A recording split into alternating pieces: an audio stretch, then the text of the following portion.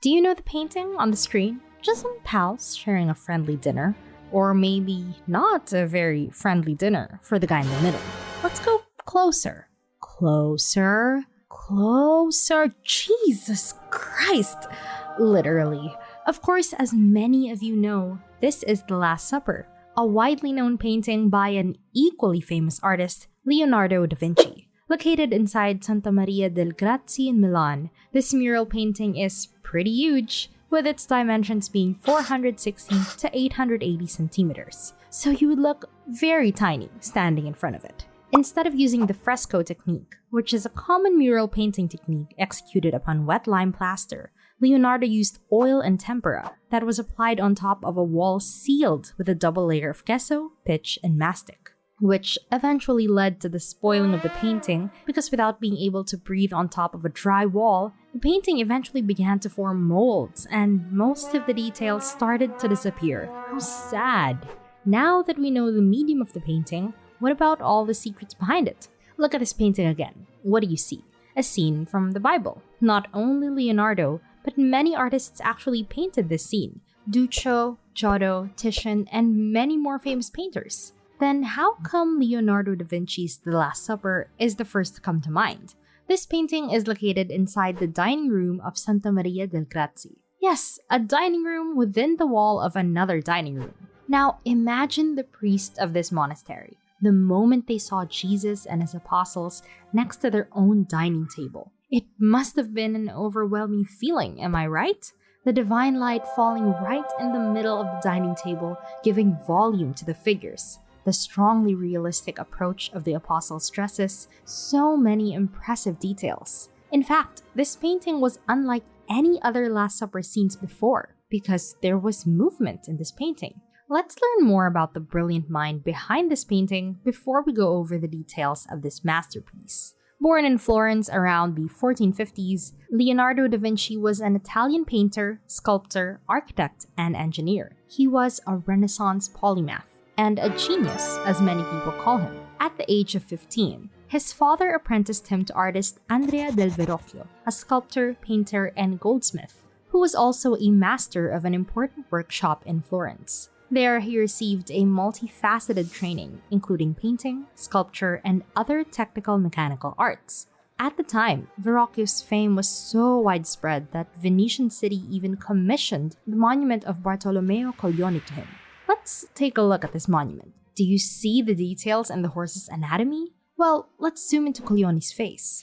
Look at all the veins and wrinkles on his face. A very realistic and detail-oriented monument for its time, implying the fact that Verrocchio himself was a very good observer. In a workshop where such masterpieces were produced by an artist who strongly transferred details into his art, Leonardo's intelligence and creativity was bound to flourish. Many artists were raised in Verrocchio's workshop at the time, but Leonardo was not just any artist, he was a genius.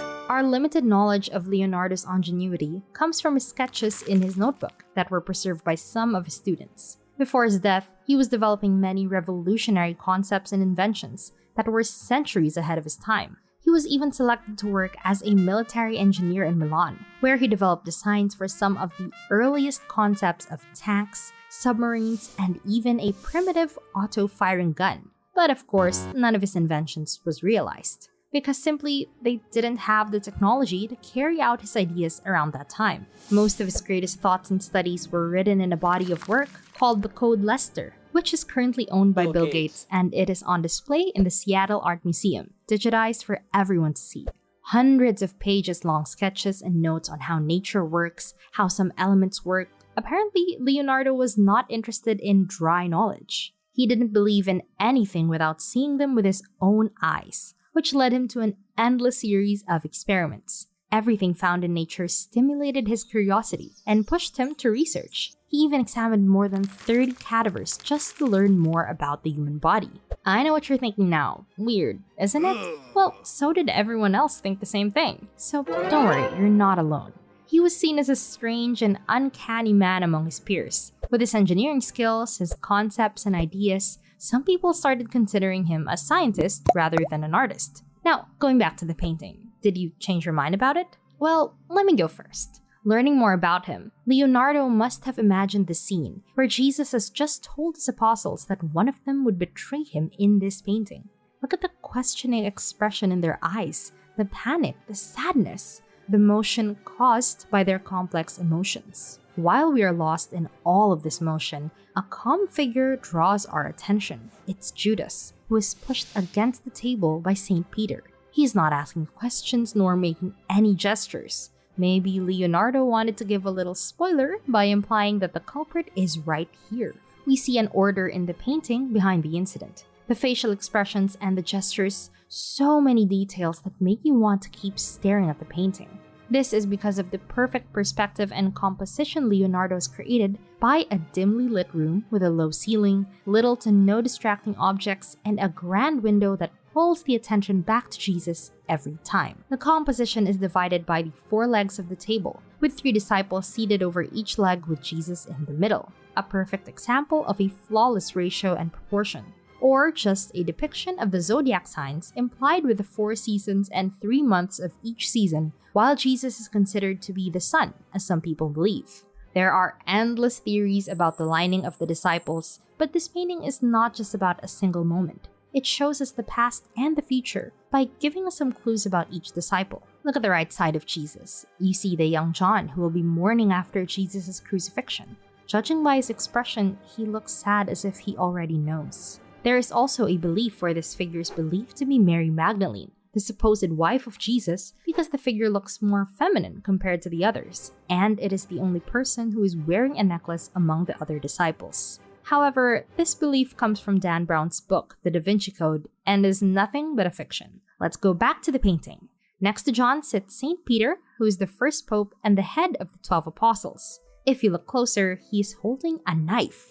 In the Bible, St. Peter cuts the ear of a Roman soldier who comes to arrest Jesus. On the left, Judas, who betrayed Jesus, is already holding a money pouch in his hands, leaving us with the conclusion that Leonardo did not only want to show us the scene where Jesus tells his disciples that one of them will betray him, but also what has happened before and after the Last Supper. Now, let's take a look at the left side of Jesus. Do you see the disciple who is holding up his index finger? Does it ring any bells? Could it be the doubting Thomas, who wasn't there with the others when Jesus had returned and doubted his existence by saying he would only believe him after sticking his finger inside the wound on Jesus' belly? It sure could be. Right in the middle of the room, we see Jesus. His expression looks bittersweet. His clothing is red, the color of passion, depicting the violent events that will yet to come, like the crucifixion. Meanwhile, his mantle is blue like the sky, symbolizing the dual nature of him, that he is both divine and human at the same time. Zoom into Jesus' right hand that reaches to the same plate at the same time with Judas, showing that he already knows who the betrayer is. And his left hand stands before the bread, which symbolizes his body, as he tells his disciples himself after feeding them with it. Going back to the whole picture again, we have another theory in hand. An Italian musician and computer technician, Giovanni Maria Pala, claims that there are hidden musical notes encoded in this painting. If you draw 5 lines on the painting, the objects on the table as well as the hands of the figures each represent a musical note. But if you play all the notes in regular order, they don't make any sense musically until you change the order and read it from right to left. Because Leonardo was left-handed, and he was used to writing from right to left, making it impossible for people to read his handwriting without a mirror. Looking at Leonardo da Vinci as a person, I think you can now understand why there are believed to be so many secrets behind his masterpieces. But now that you know the real meanings behind some of the symbols, is it still mysterious? Maybe it's just an innocent painting, and everything is nothing but a coincidence after all. Well, I guess we'll never know. But if you want to know more about the secrets and symbols behind famous paintings, just go and click that subscribe button. See you in our next video.